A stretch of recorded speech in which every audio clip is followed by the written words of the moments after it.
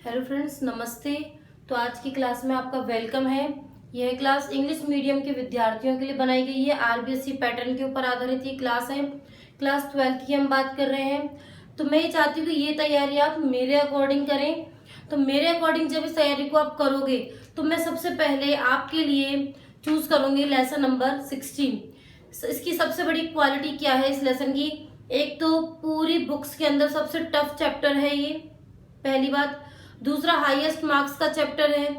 Third बात ये है कि अभी आप घर बैठे पढ़ाई कर रहे हैं, क्वारंटाइन टाइम है, कोरोना टाइम है, तो आप इजीली इसके कॉन्सेप्ट की प्रैक्टिस कर सकते हैं।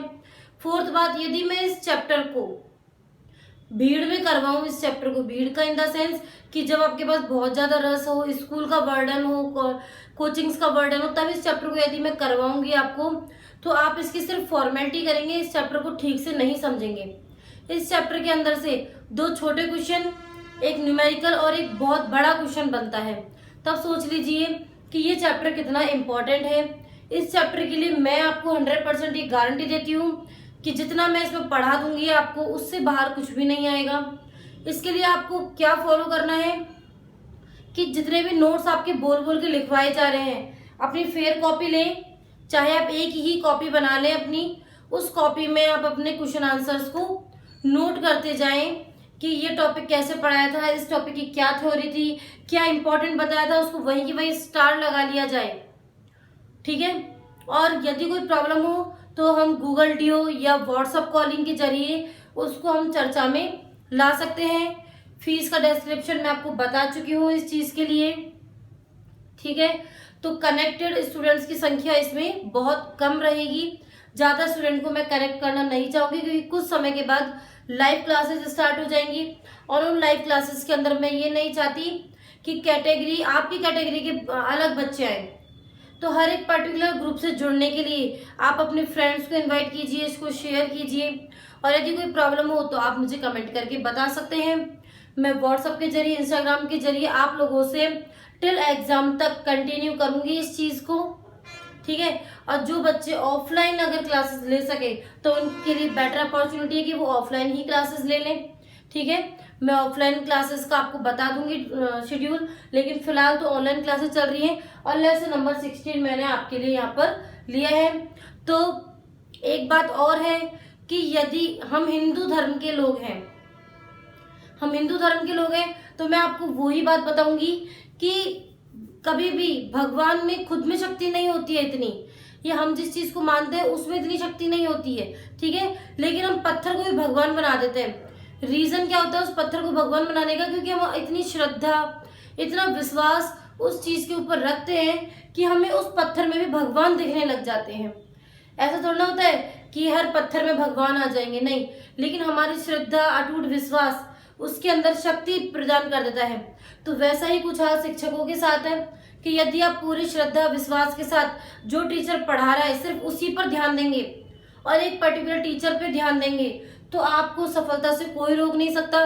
लेकिन यदि आप वहीं पर काम ये कर रहे हैं कि मेरी क्लासेस भी ले रहे हैं, किसी और टीचर की क्लासेस भी ले रहे हैं, कहीं और भी क्लासेस लेने जा रहे हैं, तो सारा हो जाएगा और आपका रिजल्ट रहेगा 0। अब आप सोच लो कि आपको 0 रिजल्ट चाहिए या हीरो रिजल्ट चाहिए। अगर हीरो रिजल्ट चाहिए तो एक टीचर की सुनो, चाहे वो टीचर कोई भी हो सकता है, मैं ये नहीं कहती कि वो मैं ही हूँ। आप किसी भी एक टीचर की सुनो, लेकिन फिर उसी की ही सुनो, वो जो क्वेश्चन बताए वही करो। एक चीज पर ही विश्वास रखना पड़ेगा। यदि आप 1000 जगह डोलोगे तो कोई काम नहीं चलेगा इस चीज का, ठीक है। तो ये सबसे टफ लेसन मैं आपका चूज कर रही हूँ। यदि मुझे क्लासेस में अपने लिए कोई बेनिफिट चाहिए होता तो मैं सबसे इजी चैप्टर लेती। सबसे टफ चैप्टर लेने का तरीका मेरा यही है कि आपको वो चीज बहुत इजीली आ जाए जो लोगों को बहुत प्रॉब्लम आती है। इस पूरी बुक के अंदर 4 लेसन ऐसे हैं जो हर बच्चे को बहुत परेशान करते हैं। एक्चुअली में बच्चे उन लेसन को छोड़ के जाते हैं जबकि वो हाईएस्ट मार्क्स के लेसन होते हैं, हो ही नहीं पाता। अब इस लेसन की क्लास तो हम ले रहे हैं लेकिन बहुत टाइम लगेगा इस चैप्टर को फिनिश होने में। वही कुछ चैप्टर ऐसे हैं जो 5-5, 6-6 दिन में फिनिश हो जाएंगे, ठीक है। तो बेस्ट ऑफ लक आपकी स्टडी के लिए। तो हमने टॉपिक ले लिया है इलेक्ट्रॉनिक्स। तो यहाँ हम बात करेंगे इलेक्ट्रिक सर्किट्स की, इलेक्ट्रॉनिक्स पद्धतियों की, जंक्शंस की, इनकी हम बात करेंगे। तो आप सबसे पहले लिखिए इलेक्ट्रॉनिक्स को चैप्टर नेम डाल के लिखिए, electronics is that branch, electronics is that branch of physics in which the motion of electron is controlled to study the electrical quantities like amplification, oscillation, modulation, rectification and detection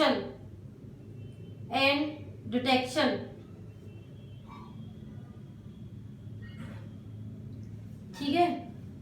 अब आप लिखिए the electronics, paragraph change करके लिखिए the electronics is studied in following three forms, तो पहली form की हम बात करेंगे वाल्व इलेक्ट्रॉनिक्स। पहला फॉर्म है वाल्व इलेक्ट्रॉनिक्स।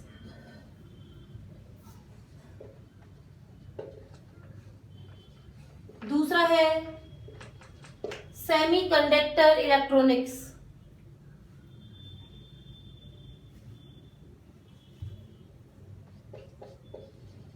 थर्ड है क्वांटम इलेक्ट्रॉनिक्स। क्लासेस रोज की बहुत छोटी ही होंगी, लेकिन इनको आपको याद बहुत अच्छे से करना है।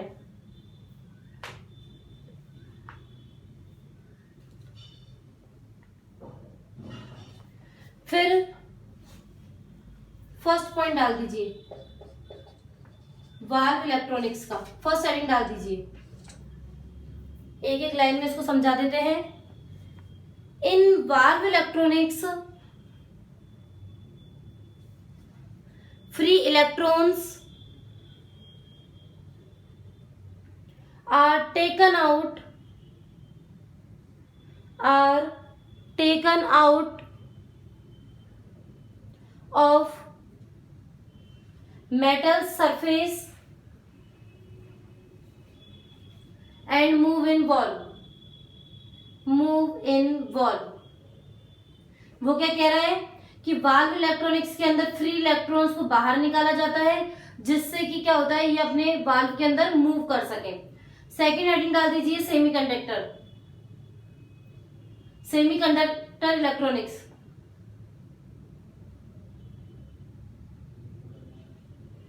लिखिए इसके अंदर in this electronics electrons and holes are used। electrons and holes are used। these device work at low potential। Third heading डाल दीजिए क्वांटम इलेक्ट्रॉनिक्स। अब आप देख रहे हो ना, डेफिनेशन में एक एक लाइन की लिखवा रही हूँ आपको, सिर्फ इंपॉर्टेंट मैटर ही लिखवाया जाएगा, फालतू की एक सिंगल चीज भी नहीं लिखवाई जाएगी। इन क्वांटम इलेक्ट्रॉनिक्स लिखिए इन quantum electronics use of energy, in quantum electronics use of energy level is for some work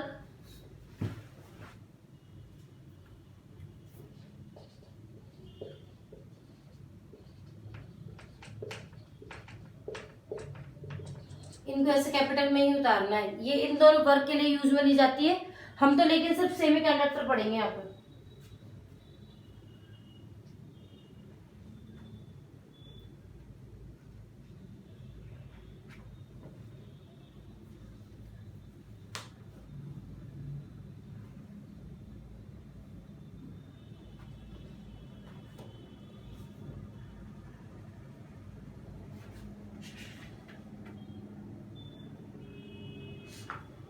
उतार लिया आपने।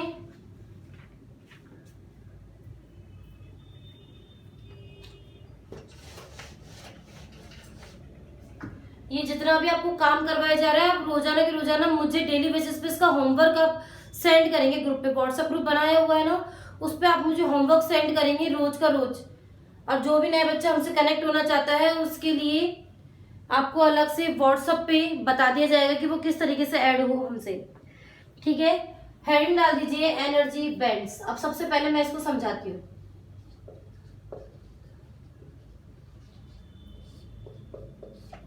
कि एनर्जी बैंड्स होता क्या है। तो देखिए, दो टाइप के बैंड होते हैं।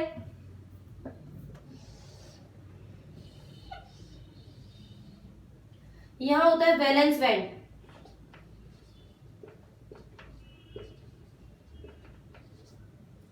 और इसके ऊपर होता है कंडेंशन बैंड।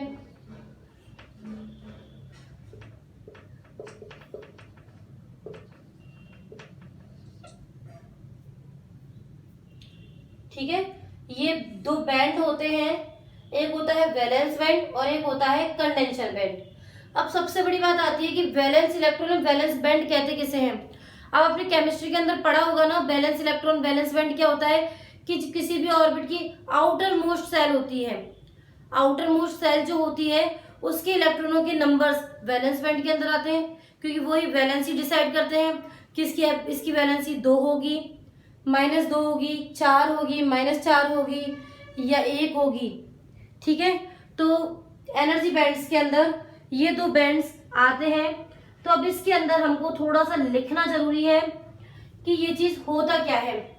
वैलेंस बैंड और कंडेंशन बैंड, इन दोनों के बीच में जो जगह होती है इसको फॉरबिडन बैंड बोलते हैं, या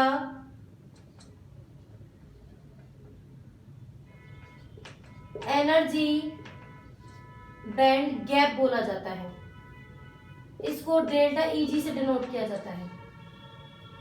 कंडेंशन बैंड, वैलेंस बैंड, इन दोनों के बीच में जो अंतर है उसको फॉरबिडन बैंड कहा जा रहा है, जिसको एनर्जी बैंड गैप भी बोलते हैं, और डेल्टा ईजी से इसको हम डिनोट करते हैं। तो सबसे पहले तो आप बोर्ड पे से इसको उतार लीजिए,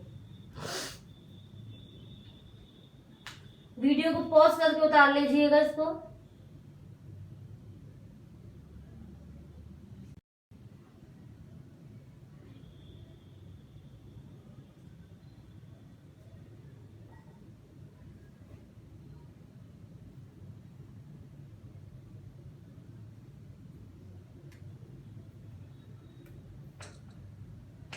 कंडक्शन बैंड होता है, उतार लिया। अब इसके नीचे लिखिए on the basis of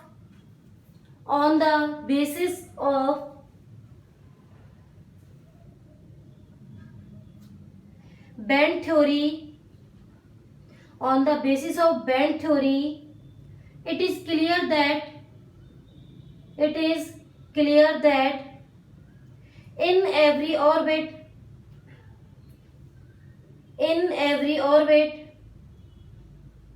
or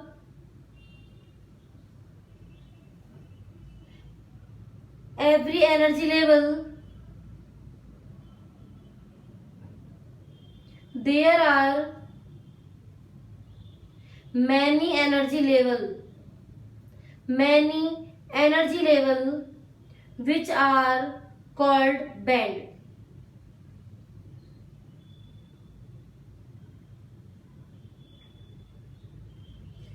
dash लगा के अगला लिखिए कंडेंशन बैंड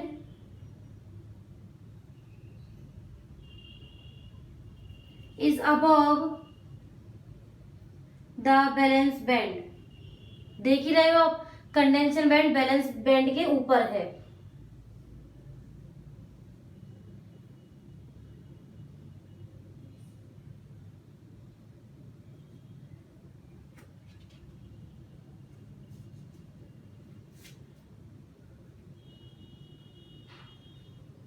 नोट डाल के लिखिए एक,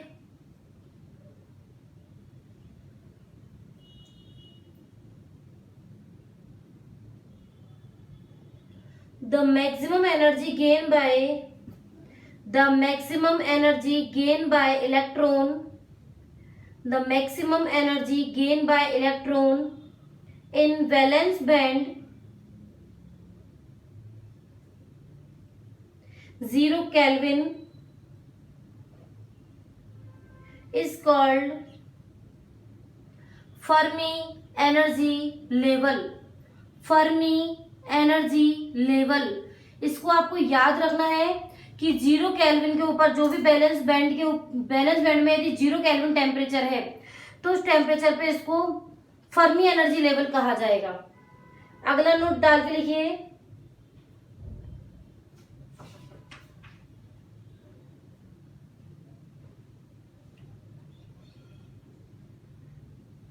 condension band is the empty band of minimum energy।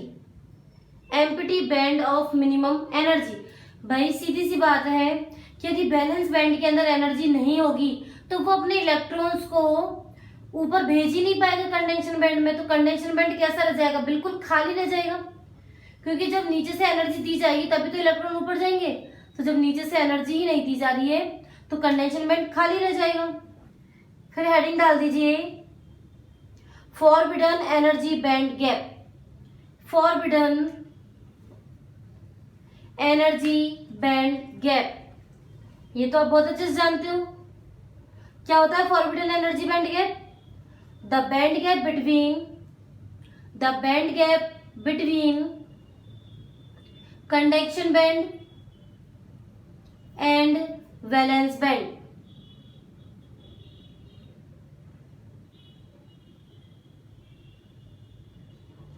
लिखिए इसी के अंदर, in this band there are no electron.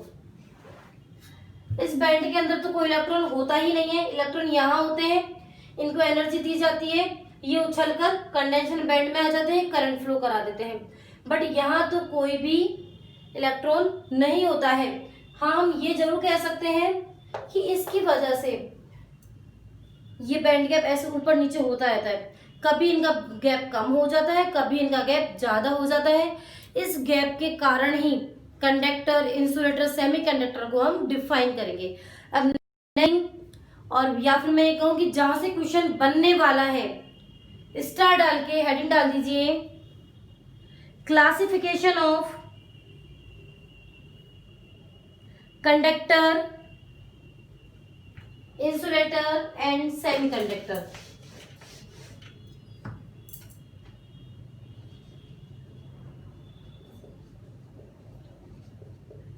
Classification of conductor,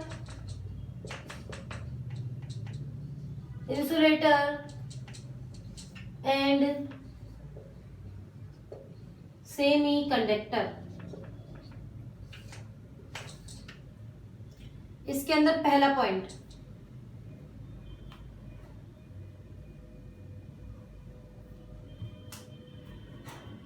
on the basis of conductivity. तो आइए अब यहां से क्वेश्चन कैसे बन सकता है वो समझिए। आपको क्वेश्चन बता दिया जाएगा कि आप कंडक्टर, इंसुलेटर, सेमी कंडक्टर में डिफरेंस करो और कंडक्टिविटी के बेसिस पे आप हमें बताओ कि कंडक्टर क्या होता है, इंसुलेटर क्या होता है, सेमीकंडक्टर क्या होता है। तो वो हम कैसे समझाएंगे, उसके लिए सबसे पहला पॉइंट आप डाल दीजिए कंडक्टर। बहुत ही फेवरेट क्वेश्चन है, इसको बिल्कुल इंपॉर्टेंट टॉपिक डाल दीजिए। वैसे तो जो भी आपको कराया जा रहा है इंपॉर्टेंट ही कराया जा रहा है, बट ये क्वेश्चन आप पुराने ईयर्स के क्वेश्चन उठा के देखिएगा, वो मैं आपको करवाऊंगी काफी अच्छे तरीके से। तो आपको यहाँ पता चल जाएगा कि कैसे क्वेश्चन बनने हैं। कंडक्टर हेडिंग डाल दी। अब लिखिए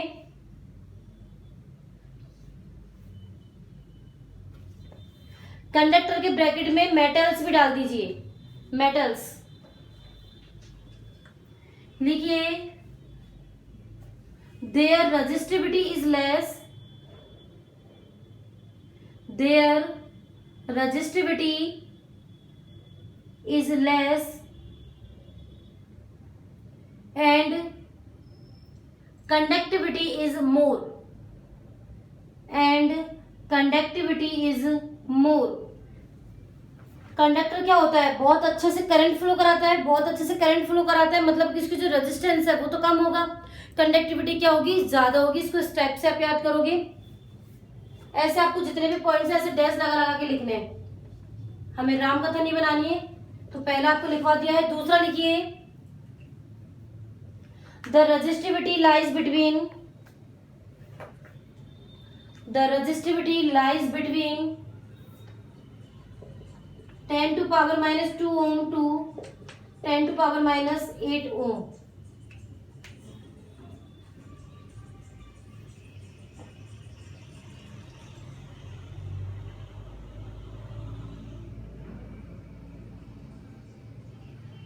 The conductivity is between, third point, the conductivity, resistivity है ना तो ओम इंटू मीटर होती है इसकी unit, ohm into metre. The conductivity is lies between, इसका उल्टा कर दो बिल्कुल, 10 to power ohm inverse metre inverse to ohm inverse metre inverse. बिल्कुल इसका अपोजिट है. यहाँ माइनस था यहाँ प्लस कर दिया, यहाँ प्लस प्लस था यहाँ माइनस माइनस कर दिया. इस टाइप से ये आपका कंडक्टर खत्म हो गया.